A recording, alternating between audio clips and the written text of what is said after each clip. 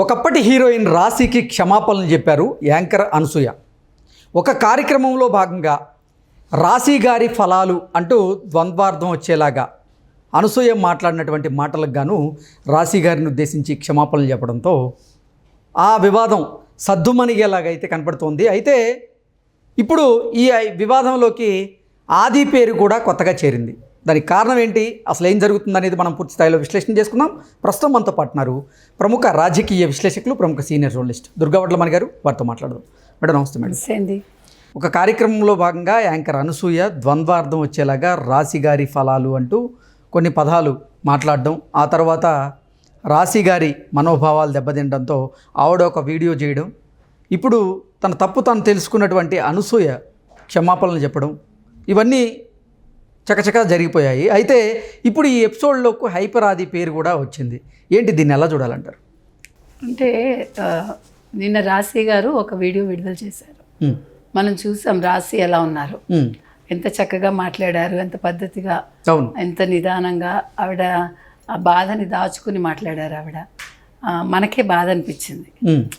అంటే ఇన్ని రోజులు ఆవిడ ఎంత వేదన అనుభవించారు. 3.5 సంవత్సరాల క్రితం జరిగినా కూడా, అంటే ఇవాళే తెర మీదకి తీసుకొచ్చారు, కావాలని తెచ్చారు అని అనసూయ లాంటి వాళ్ళు అనొచ్చు. కానీ అంటే ఇప్పుడు సందర్భం వచ్చింది కాబట్టి ఆ అంశం తెర మీదకి వచ్చింది.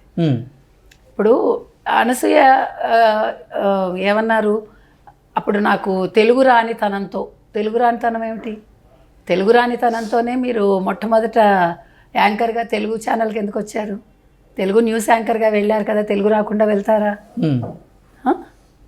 తెలుగు భాష రాకుండా వెళ్తారా? తీసుకుంటారా? తీసుకోరు కదా.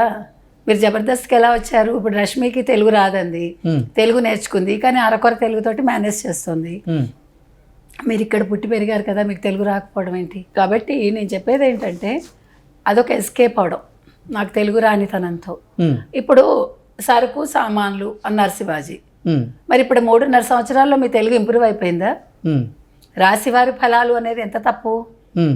ఒక మహిళని మీరు బాడీ షేమింగ్ చేశారు. ఒక మహిళగా రాసిన వాడు ఎవడైనా కానివ్వండి, అది రాశాడు, సరే ప్రొడ్యూసరు ఒప్పుకున్నాడు. మీరు నాకు అంత శక్తి లేకపోయింది నేను వాళ్ళకి చెప్పటానికి అన్నారు. శక్తి లేకపోవటం అంటే అప్పటికి మీరు ఫేమస్ కాలేదా? అప్పుడు మీ దగ్గర డబ్బులు లేవా? అప్పుడు ఇప్పట్లా మాట్లాడడానికి నోరు లేదా మీకు? భయపడ్డారా మిమ్మల్ని షోలో తీసేస్తారని?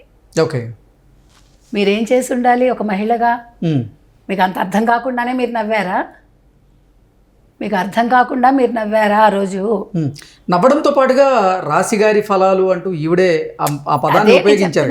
ఆవిడ ఆ పదం ఉపయోగించారు, నవ్వారు. ఆది నవ్వాడు, ఆది సరిచేశాడు, రోజా నవ్వింది, ఇంకో జడ్జి మనో నవ్వాడు, ఇంతమంది నవ్వారు, సెట్లో ఉన్న వాళ్ళందరూ నవ్వారు. అది ఒక మహిళని అంత కించపరచటం. అంటే శరీరాకృతులను ఉద్దేశించి ద్వంద్వార్థంతో ఇటువంటి మాటలు మాట్లాడడం తప్పే కదా అంటూ కొంతమంది యాంకర్ అనసూయ గారిని టార్గెట్గా చేసుకొని కమెంట్స్ చేయడం మనం చూసాం. వీటన్నింటి నేపథ్యంలోనే రాశి గారు ఒక వీడియో విడుదల చేయడం, ఆ వీడియో విడుదల చేసిన తర్వాత అనసూయ గారు దాని మీద స్పందించడం, క్షమాపణలు చెప్పడం, ఇవన్నీ చూస్తూ ఉన్నాం. మీరు ఇక్కడితో వివాదం సమసిపోతుందేమో అన్నారు ఇందాక మాట్లాడుతూ. మరి శివాజీ గారు 2 మాటలు మాట్లాడి 2 సార్లు క్షమాపణలు చెప్పినా కూడా మహిళా కమిషన్ పిలిచి మాట్లాడింది కదా. సరుకు సామాన్లు అనేవి మీరు చాలాసార్లు చాలా సినిమా పాటల్లో వాడారు కదా, చాలా సందర్భాల్లో, ఎందుకంటే డబుల్ మీనింగ్ డైలాగ్స్ మాట్లాడారు కదా, ఆడవాళ్ళు కూడా మాట్లాడారు కదా. మరి శివాజీనే టార్గెట్ ఎందుకు చేశారు మీరు? మరి ఇప్పుడు ఈవిడ క్షమాపణ చెప్తే ఎలా సమస్య పోతుంది? ఇప్పుడు నేనేమంటానంటే, ఖచ్చితంగా మహిళా కమిషన్ నేరేళ్ల శారద గారు ఎవరైతే ఉన్నారో ఆవిడ సుమోటోగా కేసు స్వీకరించి అనసూయని పిలిచి మాట్లాడాలి. ఇక్కడ మాత్రం ఆడమగ తేడా లేదండి. మీకు బూతులు మాట్లాడడంలో ఆడమగ తేడా ఉంటుందా? ఉండదు కదా. అంటే బూతులు ఎవరు మాట్లాడినా బూతులే కదా, అంతే. దానికే మార్పు ఉంటుందా? ఆడవారు మాట్లాడితే అర్థం మారదు, మగవారు మాట్లాడితే ఆ బూతుకి అర్థం మారదు. అదే నేను చెప్తున్నా. కాబట్టి అందులో ఆవిడ ఏదో చాలా, ఇప్పుడు మీరు అది వింటే ఆశ్చర్యపోతారు. ఆవిడ మాట్లాడిన మాటలు ఏంటి, వెనక్కి వెళ్ళి ఇప్పుడు నేను దాన్ని సరిదిద్దలేను. అంటే పీపుల్ చేంజ్ అండ్ ఇవాల్వ్. ఆ షోలో ద్వంద్వార్థపు మాటల్ని ఖండించడం దగ్గర నుంచి ఆ షో విడిచి వెళ్ళడం వరకు నాలోని మార్పు మీరు గమనించవచ్చు. మీరు ఆ షో మానేసింది మీకు వాళ్ళకి ఏదో కుదరక, ఓకే. అంతే కదా. అంతేగాని మీ అంతటి మీరు అందులో అన్ని సంవత్సరాలు ఎందుకు చేశారు మరి? తర్వాత కూడా చేయకూడదు కదా. ఆ తర్వాత ఇంకో ముఖ్యమైన మాట ఆవిడ ఏమందంటే, ఈరోజు మహిళలందరి భద్రత గురించి గట్టిగా మాట్లాడుతున్న నాకు వ్యతిరేకంగా అప్పటి ఆ మాటలు తీసి హేట్ క్యాంపెయిన్ నడిపిస్తున్నారు. మీరు భద్రత గురించి ఎక్కడ మాట్లాడారు? మీరు అసలు స్టార్ట్ చేసింది ఏంటి? నా శరీరం, నా ఇష్టం, నా స్వేచ్ఛ, అంతే. నాకు నచ్చిన బట్టలు వేసుకుంటాను, మీరెవరు చెప్పడానికి అని మాట్లాడి మొన్న కూడా ఇంకో వీడియో విడుదల చేశారు. ఏదో తింటూ ఆవిడ రాగిదేదో తింటూ ఆవిడ ఎలా మాట్లాడింది ఆవిడ. ఎంత అసలు మీరు చూసుంటారు ఆ వీడియో, ఎంత వ్యంగ్యంగా, ఎంత పొగరుగా ఆవిడ మాట్లాడారంటే, అంటే మీరేంటి నాకు చెప్పేదేంటి అని. అయితే షీ డింట్ ఎక్స్పెక్ట్ దట్ రాసి ఇలా ఒక వీడియో చేస్తారని. ఇక్కడ ఇరుక్కున్నాక ఇప్పుడు ఆవిడ కాళ్ళబేరానికి వచ్చింది. ఈ కాళ్ళబేరానికి రావడంలో ఇంకో అంశం ఏం జరిగిందంటే, నిన్న సీతక్క గారు గట్టి వార్నింగ్ ఇచ్చారు, మహిళా శిశు సంక్షేమ శాఖ మంత్రి. ఆవిడ నా ఇష్టం నా బట్టలు అంటే ఊరుకోనని ఆవిడ కరాఖండిగా చెప్పింది ఆవిడ. ఇప్పుడు ఎప్పుడైతే ప్రభుత్వం ఇన్వాల్వ్ అయిందో, ఇప్పుడు వీళ్ళందరూ అనసూయ లాంటి వాళ్ళందరూ భయపడతారు. ఎందుకంటే సినిమా ఇండస్ట్రీకి ప్రభుత్వం చాలా కావాలి.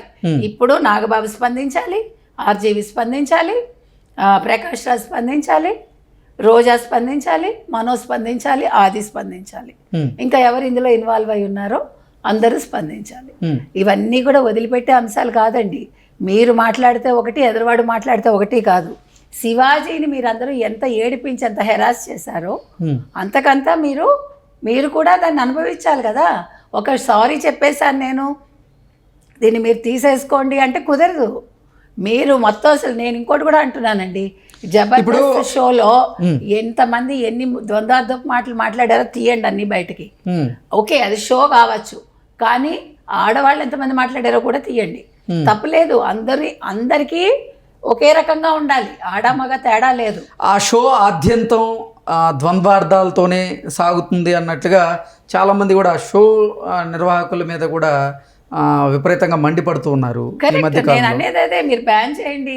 ఇప్పుడు నాగబాబు గారిని వచ్చి మాట్లాడమనండి. ఇప్పుడు ఆయన ఏదో స్వేచ్ఛ గురించి కొత్తగా చెప్పారు కదా, వీళ్ళందరూ కూడా ఏమనాలి కొత్త వ్యాఖ్యానాలు చేస్తున్నారు.